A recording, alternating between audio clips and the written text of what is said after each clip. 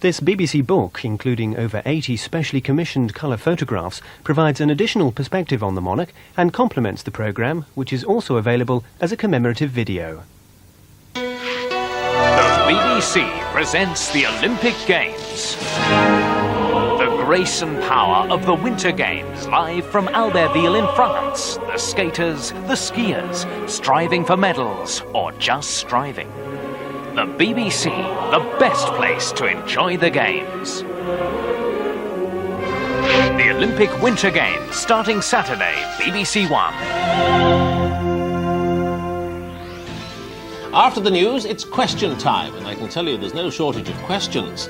Around the table, with as usual no advanced knowledge of the questions selected, will be the former Health Minister Edwina Currie, Patricia Hewitt, who was Neil Kinnock's press secretary at the last election, founder of the SDP and now Harvard professor Shirley Williams, and one of the top women in British business, Eve Newbold. An hour of lively debate not to be missed. Question time in half an hour on BBC One.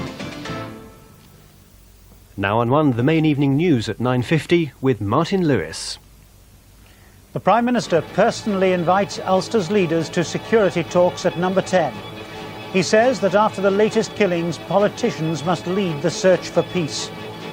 An inquiry into why almost 1,000 cancer patients were given the wrong doses of radiation. And the stolen document that led to Paddy Ashdown's confession. A man is arrested.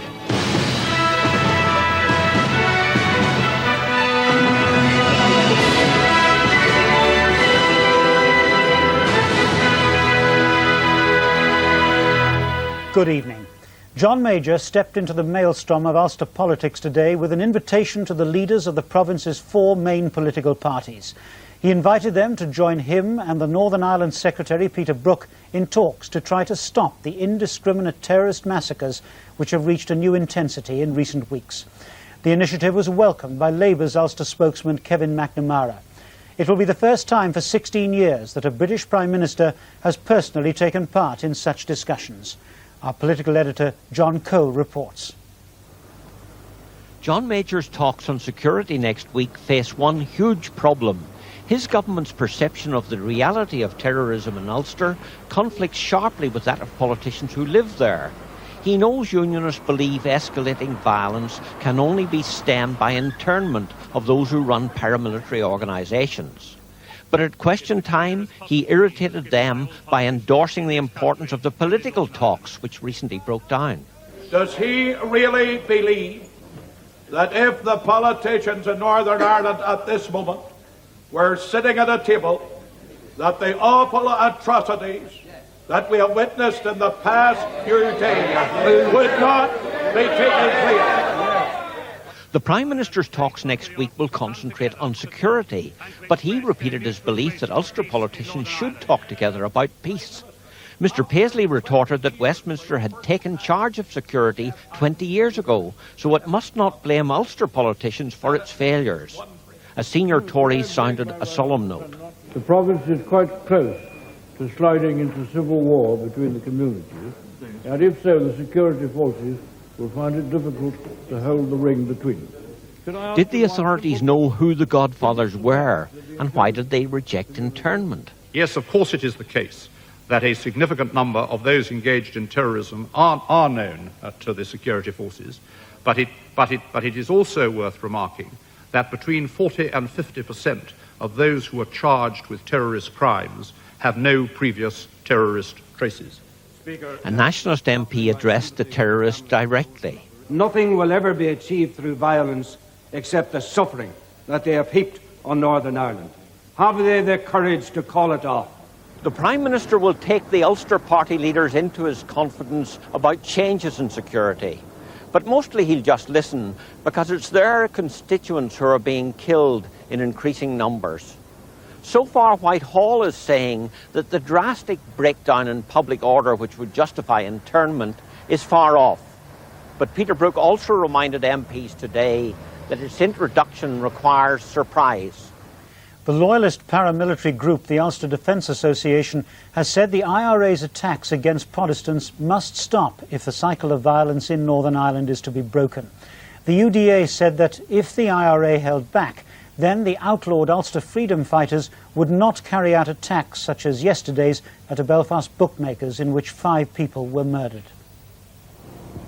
Security hasn't been as heavy in Belfast for years, but extra anti-terrorist measures put in place yesterday morning couldn't stop the indiscriminate attack on the betting shop.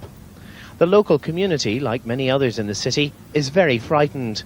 Through the day, more and more flowers were placed there, and 5 candles were put on the doorstep in memory of the murdered relatives, neighbours and friends. The family of 51-year-old Christopher Doherty, like many relatives of the other victims, can't forgive the killers. Hell will never befall to the remnant. That's all I can say. They're psychopaths. What's your reaction to the fact that some people might feel that there needs to be some sort of retaliation for yesterday's... Well, I wouldn't want any retaliation. Although it's been said, there's a lot of people who say that, and they're not, these people don't listen to anybody. They just go ahead. But I wouldn't want anybody to the same thing to happen to them as happened to him. The murders were carried out by the illegal loyalist group, the Ulster Freedom Fighters. For many, they're so close to the legal Ulster Defence Association that, as one nationalist politician said, they're the same men in different balaclavas. The UDA's leadership has been transformed in recent years. The old guard either dead, in prison or expelled by the new men. They're younger, more violent and determined to show they can hit back. The BBC questioned a spokesman for the UDA leadership today. He refused to appear on camera and said he couldn't speak on behalf of the UFF. But he said that if what he called the IRA's genocide against the Protestant community was to stop, then he said he could not see circumstances in which the UFF would carry out attacks anywhere.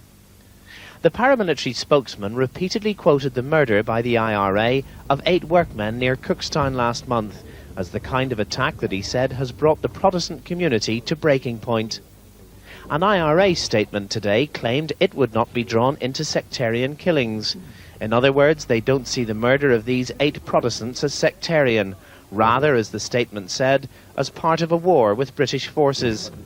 They want people to think their campaign's different, not to the view of the bereaved or of the community at large. IRA attacks will continue, retaliation inevitable, an apparently unbreakable cycle of revenge. Albert Reynolds has been elected to succeed Charles Haughey as Prime Minister of the Irish Republic. Mr. Reynolds condemned yesterday's killings in Belfast as dreadful carnage and said he would work with the British government to try to end the cruelty of the conflict. Jim Dougal reports from Dublin. This was Albert Reynolds' day, but for him, yesterday's killings in Belfast cast a shadow over the celebrations. The murders, he said, were the result of a twisted patriotism which sees death as the instrument of change. Is that cruel carnage that has taken place over the last 36 hours must have shocked